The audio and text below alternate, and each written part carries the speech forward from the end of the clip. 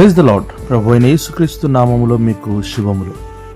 ఈ దినం కొరకైన దేవుని వాగ్దానం, నిన్ను బహుతరములకు సంతోష కారణముగాను చేసేదను.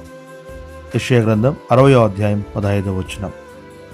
ఈ లోకంలో ఎవరైనా వారి పరిస్థితి ఆర్థికంగానో, ఆరోగ్యపరంగానో లేక మరే ఇతర కారణాలతో బలహీనపడితే అలాంటి వారిని ఈ లోకం పట్టించుకోదు సరికదా, ఎంతో హేళనగా చూస్తుంది.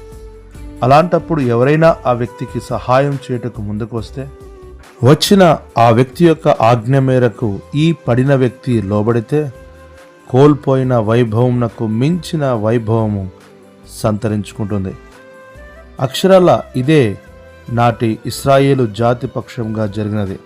దేవుని మాట వినక, దేవుని ధర్మశాస్త్రాన్ని విసర్జించి, దేవుని యొక్క కోపానికి తీర్పుకు బలి అయిన పరిస్థితుల్లో చూచిన వారందరూ ఇశ్రాయేలీలను ఎంతో నీచముగా చూచిరి.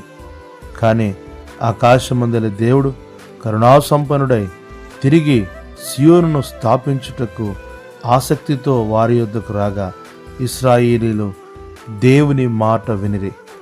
దేవుని వెలుగు వారిపై ఉదయించినది. అంతేకాదు, నేడున్నట్లు బహుతరములకు సంతోష కారణముగా దేవుడు చేసిన ఇంతటి వైభవమునకు కారణం ఒకటే. వెలుగైన దేవుడు వారి యొద్దకు వచ్చినప్పుడు చీకటిని విడిచి వెలుగునొద్దకు వచ్చిరే.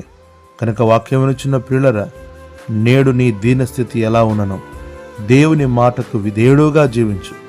ప్రభువే నిన్ను బట్టి బహుతరములు సంతోషించినట్లుగా చేయును. ప్రభు అట్లు కృప చూపునుగాక. ఆమెన్.